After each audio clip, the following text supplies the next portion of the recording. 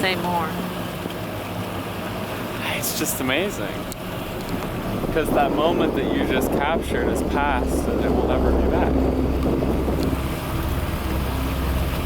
Yeah. It's just unbelievable. Like, what even is a picture? What even is a video? How do you capture something material and physical that you are able to perceive with the senses? How do you capture that? It's a very strange concept. It is. Alright, let's see how this buddy does.